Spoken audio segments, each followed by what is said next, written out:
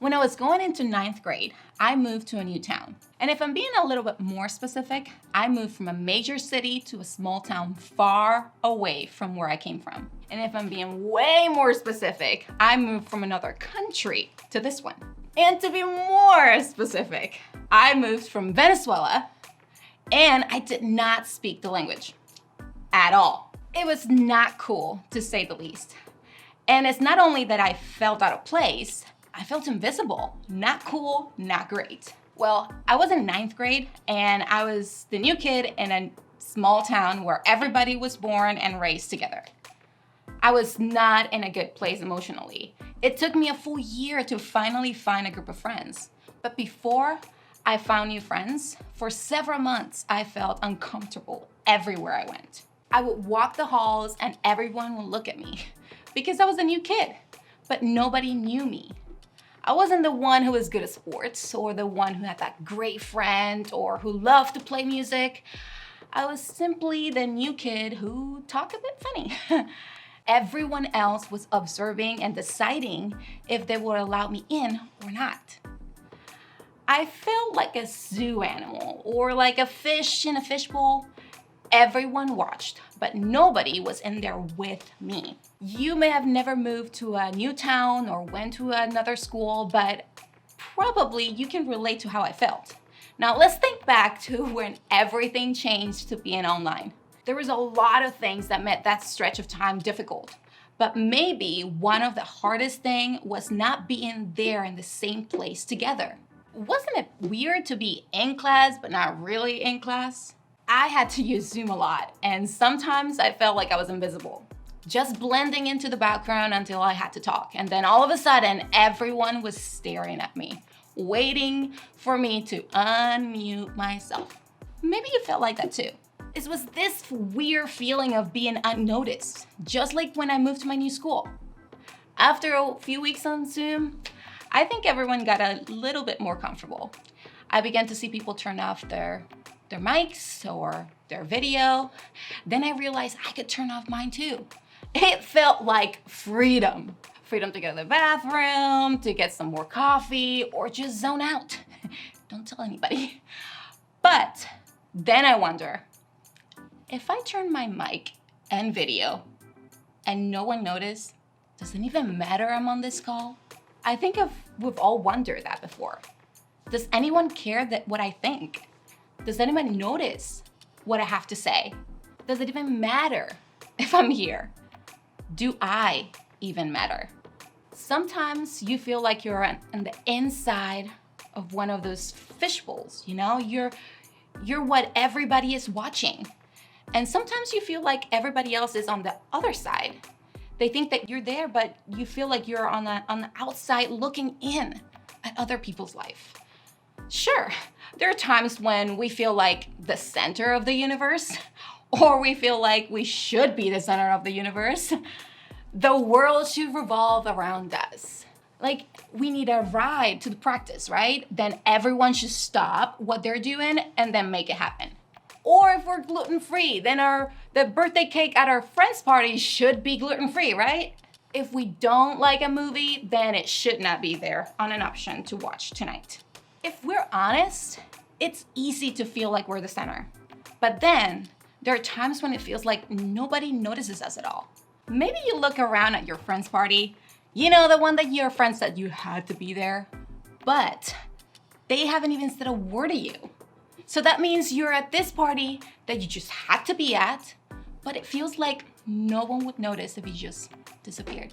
Or maybe your parents won't stop bragging about your sister's SAT scores or your brother's athletics, but you don't ever hear them telling anybody about you. It may not be your friends or family. It could be your boyfriend or girlfriend, your coach, your teacher, or a combination of all of these. But when we don't feel seen or valued by people in our lives, it starts to make us feel like we don't matter. Whenever we feel like we're overlooked or ignored, it's easy to become discouraged or numbed or disengaged. If nobody's listening, then why bother speaking, right? If nobody's paying attention, then it really doesn't matter what we have to do or say. When we feel like we don't matter, It takes the passion and excitement out of our lives. We don't feel like we are thriving in life. We just feel like we're surviving. And nobody wants to feel that way. But it's more than that. It's possible that we have a lot of people in our lives telling us that we matter. Parents, grandparents, or coaches, but we don't believe them. I mean, there are parents, they're supposed to say that, right? They're our coach. They're trying to get the best performance out of us. So whether we hear this message a lot or whether we never hear this message at all, believing we matter is a lot harder than it looks.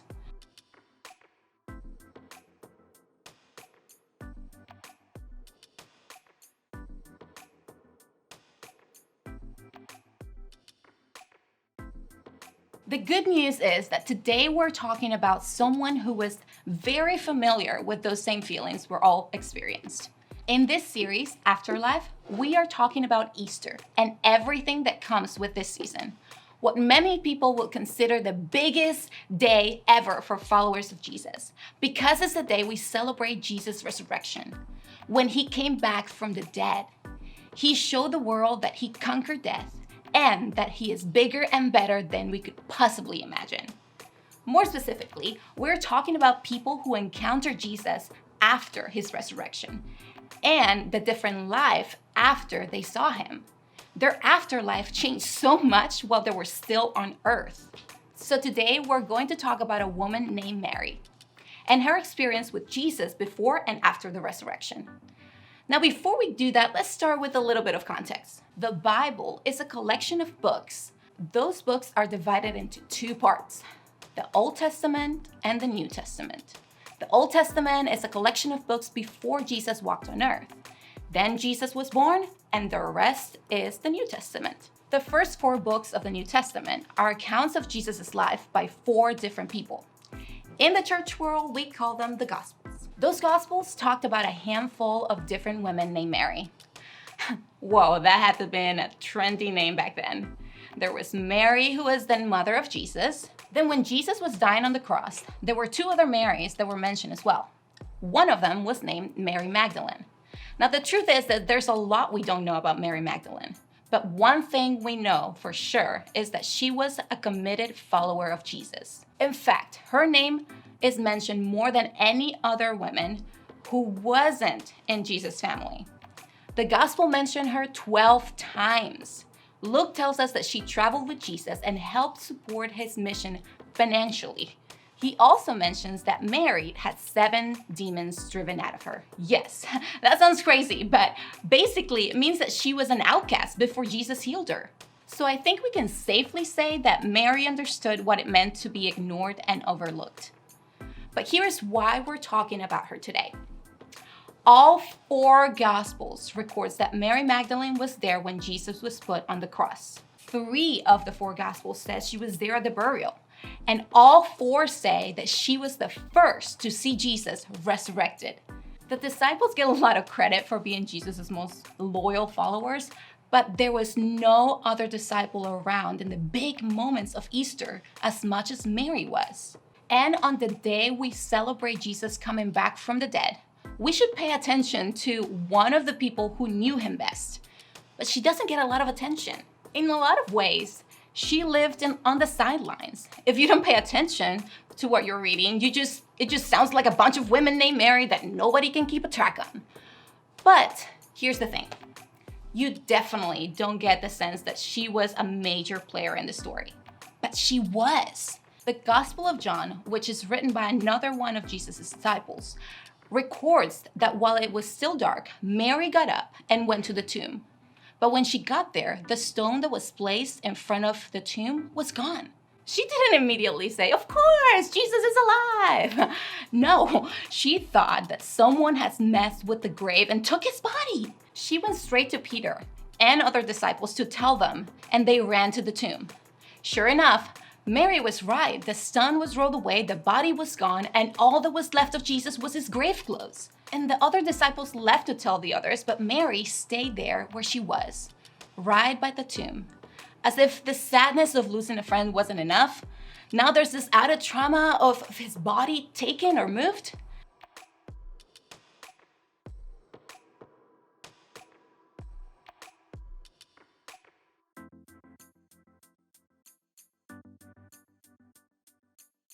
John writes this.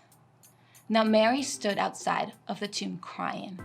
She wept. She bent over to look to the tomb and saw two angels in white, seated there where Jesus had been, one at the head and the other one at the foot. They asked her, "Woman, why are you crying?" "They have taken my Lord away," she said, "and I don't know where they have put him." At this, she turned around and saw Jesus standing there, but she didn't recognize it was Jesus. He asked her, "Woman, why are you crying? Who is it that you're looking for?" Thinking that she was talking to a gardener, she said, "Sir, if you have carried him away, tell me where you have put him. I will get him." Jesus said to her, "Mary." And she turned around toward him and cried in Aramaic, "Rabboni," which means teacher. So on the day, Jesus defeats death, proving God's love is bigger and stronger than anything else. He makes sure Mary was there to see it. And this is a big deal because in the first century when Jesus lived, a woman was not seen as reliable witness. She couldn't testify on court. Her word was not to be trusted over a man's. And yet, over and over again in the Gospels, at the cross, at the tomb, on Easter morning, it was a woman who saw Jesus first, who recognized him, who was given the job of telling others.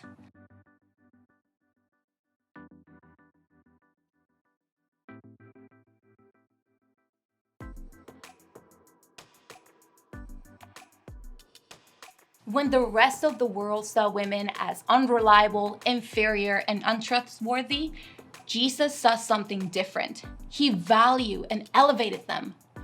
Even when the rest of the world didn't, Jesus made a decision to trust Mary with his resurrection. He knew Mary and called her by name. He chose her to be the first person to share the good news.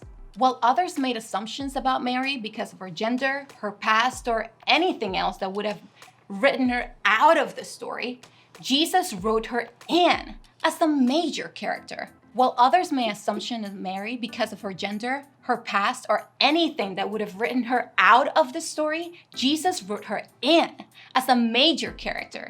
Jesus made sure that Mary knew that she was valued and his word about her could be trusted. When the world was sending Mary one message, Jesus sent another. And if Mary wondered who she could believe, the resurrection of Jesus gave Jesus all the credibility in the world. So no matter what message others may have been sending Mary, no matter what message we may be getting, because of the resurrection, we can take what Jesus said seriously. And Jesus said Mary mattered. Think of it this way. Because of the resurrection, Mary knew she mattered. Right now, we're celebrating Easter, an event that happened almost 2,000 years ago. I mean, totally worth it. But in the first Easter morning, it changed the lives of the people who knew Jesus best, most of all. Because now, everything Jesus said meant more than what it did before. On Easter morning, Jesus coming back from the dead proved Jesus was who he said he was. And his word mattered. In that morning, he spoke words that tells us about Mary's value and worth. In a culture where Mary would have heard again and again that she wasn't enough, that she didn't have credibility, that she should stay in the edges where she belonged, Jesus made sure that the message she got from him was different. And the message is true for you and me. See, just like Mary mattered to Jesus, so do you. When he said her name, he said our name too. He said the name of the people who feel overlooked, unseen, or forgotten. He said the name of people who feel like our part in the history doesn't matter. Because of Easter, because of the resurrection, Mary knew that what Jesus had said had to be taken seriously. She experienced Jesus' words firsthand and what he did firsthand. And then she passed it on to the rest of the disciples. We are here today celebrating Jesus coming back to life because Mary carried the message back to Jesus' followers. This Easter, that's the message I want you to take with you. You are seen, known, loved, and important. Jesus said so. And if you wonder if you can take Jesus seriously, Easter Sunday is a reminder that we can. Jesus defeated death. We can trust what he says. And Jesus says, Mary matter, you matter, the person next to you matters. When we live a life like that's true, our lives look different. And the lives of the people we know and interact with look different too.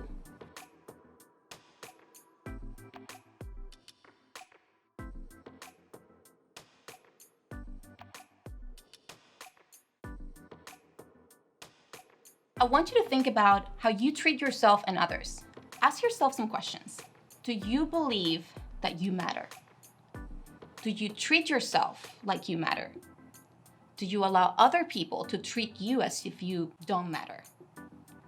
Do you treat others as if they matter?